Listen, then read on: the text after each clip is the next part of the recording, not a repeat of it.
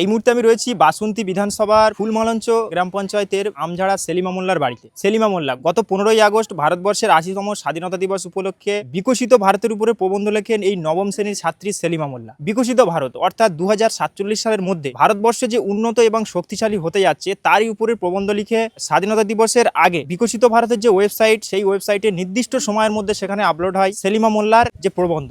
তারপর সরাসরি প্রধানমন্ত্রীর তরফ থেকে সেলিমা মোল্লার ডাক আছে গত 15ই আগস্ট 80তম স্বাধীনতা দিবসের দিন লালকেল্লাতে। এই মুহূর্তে আমরা রয়েছি একেবারে সেই সেলিমা মোল্লার বাড়িতে। আর আজকে এখানে এসছেন মানবতার হাত, সুদূর ভাঙড় থেকে তাঁরা এসছেন সেলিমা মোল্লার বাড়িতে তার সঙ্গে সাক্ষাৎ করতে। বিস্তারিত আপনাদেরকে দেখাবো আরএসটি বাংলায়। আমরা মানুষের পাশে থাকতে চাই। আপনারা দেখতে পেয়েছেন এখানে যে সেলিমার যে বাড়ির ঘর দরের অবস্থা, ও ঠিকভাবে বাড়ির উঠোনে বসতেও পারে না, এরকম জলে স্যাঁতস্যাঁত করছে। তবে এর ইচ্ছা শক্তিটাই সব থেকে বড় জিনিস। এরকম ধরনের মেয়েরা বাংলার যে কোনো প্রান্ত থেকে বার হলে আমাদের মানবতার হাত তাদের পিছনে সবসময় থাকবে। আর এরা যেন ভবিষ্যতে একটা প্রতিষ্ঠিত জায়গায় যেতে পারে, সেই জন্য মানবতার হাতের যত রকম সহযোগিতা আছে আমরা করতে প্রস্তুত আছি। এসে কতটা খুশি মনে হচ্ছে? আমরা খুবই খুশি। এই মেয়েটার যে ইচ্ছা শক্তি, এটাই বড় জিনিস। এই যে ঘরবাড়ি যা অবস্থায়, বাবার যা আর্থিক অবস্থা, তার মধ্যে এই মেয়েটার যে স্বপ্ন, যে ইচ্ছা, সেটা একটা মানে বলার ভাষা নেই। ইচ্ছা শক্তিটা এর বড় জিনিস। আমাদের এসে প্রচণ্ড ভালো লাগলো। আর সেলিমার কাছে মানবতার হাত আবার এসে পৌঁছাবে। ওর কোনো রকম প্রবলেমে পড়লে আমরা এসে আবার এর পাশে দাঁড়াবো। এই যে দিল্লির যে জার্নিটা বা তোমার যে প্রবন্ধ লেখার বিষয়টা, এই জার্নিটা কিভাবে শুরু করেছিলে, মানে কি ভেবেছিলে?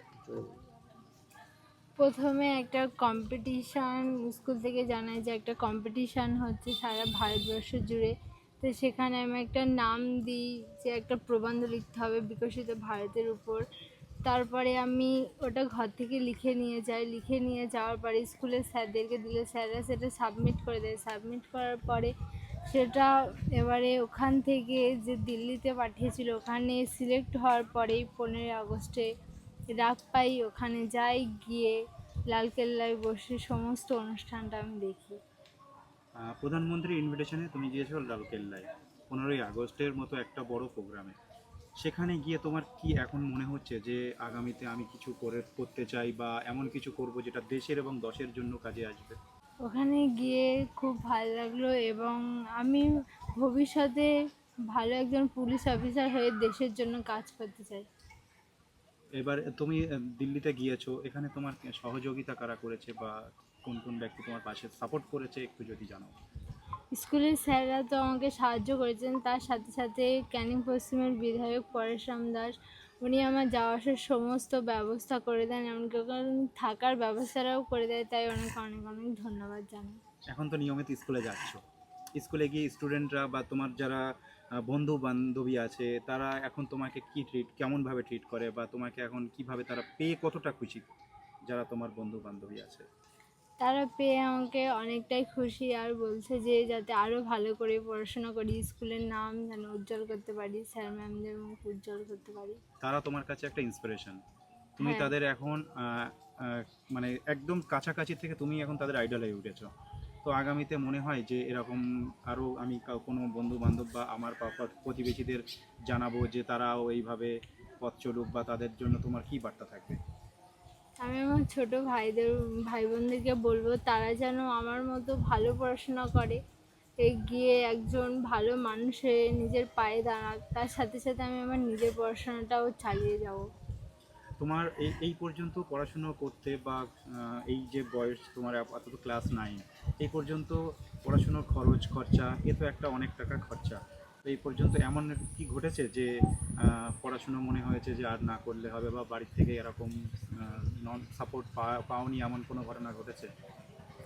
আমার বাবা একজন দিনমজুরি খেটে খাওয়া মানুষ। এবারে উনি কাজকর্ম করে আমাদের পড়াশোনার জন্য কোনোদিন কষ্ট দেয়নি। তোমরা কয় ভাই বোন? আমরা 4 ভাই বোন। তুমি? আমি বড় মেয়ে। অনেকে আইপিএস হতে চায়, অনেকে ডাক্তার মাস্টার হতে চায়, তুমি পুলিশ কেন হতে চাইছো? আমি পুলিশ হতে চাইছি যাতে নারীদের উপর কোনো অত্যাচার না হয়, যেন কেউ কোনো অত্যাচার করে তারা মানে তাদেরকে যেন সঠিক বিচার দিতে পারি মেয়েদের। মেয়ের এই সাফল্য আপনি কতটা খুশি? আমি বহুত খুশি হয়েছি। আমি স্বপ্নে বুঝতে পারিনি আমার মেয়ে এত দূর পর্যন্ত এগিয়ে যাবে। আপনার বাড়ির আশেপাশে বিভিন্ন জায়গা থেকে অনেকেই ছুটে ছুটে আসছে। হ্যাঁ, দেখা যাচ্ছে আপনার এলাকায় অনেক জায়গায় তারা খোঁজও নিচ্ছে যে সেলিমার বাড়ি কোথায়, সেলিমার বাড়ি কোথায়। এই যে মেয়ের নামে বাবার যে গর্ব, বুক ফুলে ওঠা, এটা আপনার মানে কেমন অনুভূতি পাচ্ছেন? খুবই ভালো লাগছে। আমি শুধু কেন, আমার টোটাল পাড়া প্রতিবেশী যা আছে সবাই আনন্দে গর্বিত আছে। আরও টোটাল সবই সমস্ত জায়গার লোকজন সবই গর্বিত আছে বাংলার মধ্যে। আপনার চার সন্তানকে পড়াশুনো মানে তারা করতে পারবে, ততটা চালিয়ে যেতে আপনি সক্ষম না হলে আপনি তখন কিভাবে সাপোর্ট পাবেন বা কাদেরকে জানাবেন বা কিভাবে, সেটা কি ভেবেছেন কিছু? সেটা মালিক রয়েছে উপরে, আপনারা এসছেন সবই দেখে যাচ্ছেন, আর কি বলো, মালিক যেভাবে চালিয়ে যাবে সেইভাবেই আমার চালিয়ে যেতে হবে।